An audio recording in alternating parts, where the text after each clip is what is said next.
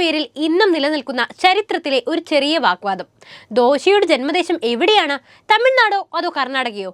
എവിടെയാണെന്നാ നിങ്ങൾക്ക് തോന്നുന്നത്? ഒട്ടുമിക്ക മലയാളികളുടെയും ഇഷ്ടഭക്ഷണമാണ് ദോശ, അല്ലേ? എന്നാൽ ഈ ദോശയുടെ ചരിത്രം എത്ര പേർക്കറിയാം? ദോശ കണ്ടുപിടിച്ചത്, ദോശയുടെ ജന്മദേശം, അങ്ങനെ ദോശയ്ക്ക് പറയാൻ ഒരുപാടുണ്ട് കഥകൾ. അത് കേൾക്കാൻ തയ്യാറാണോ? എങ്കിൽ നേരെ വീഡിയോയിലേക്ക് പോകാം. ഇന്ത്യൻ ക്രേപ്പ് അല്ലെങ്കിൽ പാൻകേക്ക് എന്നും വിളിക്കപ്പെടുന്ന എളിമയുള്ള ദോശയ്ക്ക് ഇന്ത്യൻ പാചക രീതിയിൽ വലിയ സ്വാധീനമുണ്ട്. രാജ്യത്തുടനീളം ജനപ്രിയമായ ഇത് ഏറ്റവും അറിയപ്പെടുന്ന വിഭവങ്ങളിൽ ഒന്നായിരിക്കാം. പൗരാണിക കാലത്ത് ദക്ഷിണേന്ത്യ ധാന്യങ്ങളുടെ കൃഷിയിൽ മുൻപന്തിയിൽ നിന്ന പ്രദേശമാണ്. നെൽകൃഷിയിൽ നൂറുമേനി വിളവ് കൊയ്തിരുന്ന പ്രാചീന ഭാരത ദേശമായിരുന്നു തമിഴകം.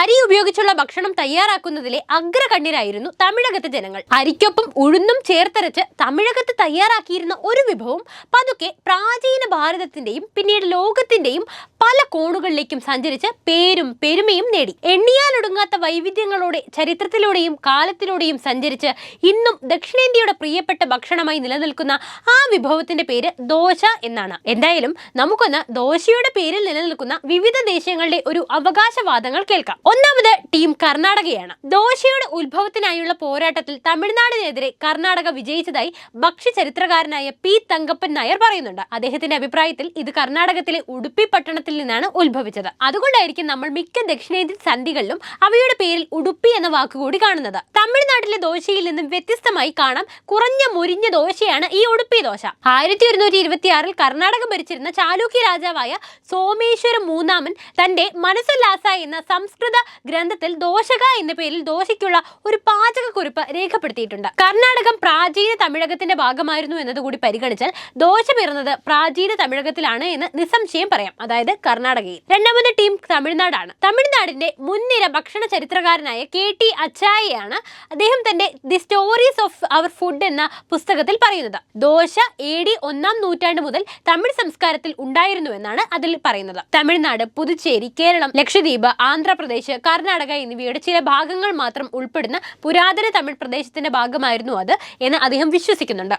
എന്നാൽ 15-ാം നൂറ്റാണ്ടിൽ തെലുങ്കു ഭാഷയിൽ എഴുതപ്പെട്ട ശ്രീനാഥ കവിയുടെ ഗീതികകളിൽ ദോശയുടെ തെലുങ്ക് രൂപമായ അടലുവിനെ കുറിച്ച് പരാമർശിക്കുന്നുണ്ട്. ആ കാവ്യ ഗീതികകൾക്ക് ശ്രീനാഥ കവി ദൂസിയാൽ എന്നാണ് പേരിട്ടത്. തെലുങ്കു നാട്ടിൽ അറ്റ്ല ഡഡ്ഡി എന്ന പേരിൽ ദോശ തീറ്റ മത്സരം തന്നെ നടത്തിയിരുന്നതായും ചരിത്രത്തിൽ കാണാൻ സാധിക്കും. അപ്പോൾ ഇനി ആന്ധ്രാപ്രദേശ് മറ്റോ ആണോ ദോശയുടെ ജന്മദേശം? അറിയില്ല.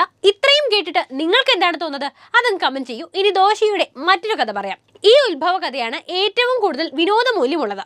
ഉടുപ്പിയിൽ നിന്നുള്ള ഒരു ബ്രാഹ്മണ പാചകക്കാരൻ തന്റെ മതപരമായ പ്രതീക്ഷകളിൽ നിന്ന് രക്ഷപ്പെടാനുള്ള ശ്രമത്തിൽ സ്വാതന്ത്ര്യമായും വന്യമായും മദ്യം കഴിക്കാനായിട്ട് ആഗ്രഹിച്ചു. എന്നാൽ ബ്രാഹ്മണർക്ക് മദ്യം ലഭ്യമല്ലാത്തതിനാൽ താൻ സങ്കല്പിച്ചത് ഉയർന്നതായി അനുഭവിക്കാനുള്ള ശ്രമത്തിൽ അരി ഉപയോഗിച്ച് സ്വന്തമായിട്ട് മദ്യം പുളിപ്പിക്കാൻ അദ്ദേഹം പുറപ്പെട്ടു. തന്റെ ഉദ്യമത്തിൽ വലിയ പരാജയം സംഭവിച്ചതുകൊണ്ട് അദ്ദേഹം സൃഷ്ടിച്ച മിശ്രിതം ചൂടുള്ള പാത്രത്തിലേക്ക് ഒഴിച്ച് ചുറ്റും പരത്തുകയായിരുന്നു. പാകം ചെയ്തപ്പോൾ അത് ദോശ എന്നറിയപ്പെടുന്ന ക്രേപ്പ് പോലെയുള്ള വിഭവമായി മാറിയത്രേ. ഇനി ഇതിനെ ദോശ എന്ന് വിളിക്കുന്നതിന്റെ കാരണം ഒരു രസകരമായ കഥയാണ്. കന്നഡയിലെ ദോശ എന്ന പദം ദുഷ്കളങ്കം, അപരാധം തുടങ്ങിയ കാര്യങ്ങളെ സൂചിപ്പിക്കുന്ന ഒന്നാണ്. മദ്യം കഴിക്കാൻ ശ്രമിച്ചപ്പോൾ ഈ ബ്രാഹ്മണ പാചകക്കാരൻ ചെയ്തതെല്ലാം ഇതാണല്ലോ. അപ്പോൾ ഈ പാവം ദോശയുടെ അർത്ഥം അപരാധം എന്നൊക്കെയാണ്. ദോശ എന്ത് അപരാധമാണോ ചെയ്തത്? ഇപ്പോൾ ദക്ഷിണേന്ത്യയിലെ പ്രഭാത ഭക്ഷണങ്ങളിൽ പ്രധാനിയായി മാറിയ ദോശയിൽ നിന്നും എണ്ണിയാലൊടുങ്ങാത്ത വകഭേദങ്ങൾ ഉണ്ടായിട്ടുണ്ട്. എന്തുകൊണ്ടും ദോശയുണ്ടാക്കാൻ കഴിയുമെന്ന് പിന്നീട് പാചക വിദഗ്ധർ തെളിയിച്ചു. മസാല ദോശ മുതൽ ചിക്കൻ ദോശ വരെ ഇന്ന് ലഭ്യമാണ്. ഗോതമ്പ് പൊടിയും റവയും ഒക്കെ ചേർത്ത് തയ്യാറാക്കുന്ന ദോശകളും ഇന്നുണ്ട്. ഉത്തരേന്ത്യയിലേക്കുള്ള ദോശയുടെ യാത്ര സ്വാതന്ത്ര്യലബ്ധിക്ക് ശേഷമാണ് ശക്തമാകുന്നത്. ഡൽഹി കോനാട്ട് പ്ലസിൽ മദ്രാസ് ഹോട്ടൽ പ്രവർത്തനം ആരംഭിച്ചതോടെയാണ് ഉത്തരേന്ത്യയിലും തലസ്ഥാനത്തും ദോശ പ്രചാരം നേടുന്നത്. അങ്ങനെ ഇന്ത്യൻ ഉപഭൂഖണ്ഡത്തിന് പുറത്തേക്കും ദോശ എത്തി. ഇംഗ്ലണ്ടിലും അമേരിക്കയിലും യൂറോപ്പിലും തായ്ലൻഡിലും ഒക്കെ ദോശ വ്യത്യസ്ത രൂപത്തിലും ഭാവത്തിലും ലഭ്യമാണ്. എന്തായാലും ദോശ ഉണ്ടാക്കിയതും ദോശ ഉണ്ടാക്കുന്നതുമായി ബന്ധപ്പെട്ട പല കഥകളും ഏറിലുണ്ട്. അതുകൊണ്ട് തന്നെ ഇന്നും ഉത്തരമില്ലാത്ത ചോദ്യമാണ് ദോശയുടെ ജന്മദേശം. അപ്പോൾ വീഡിയോ ഇഷ്ടപ്പെട്ടാൽ ലൈക്ക് ചെയ്യാനും ഷെയർ ചെയ്യാനും ശ്രദ്ധിക്കുമല്ലോ.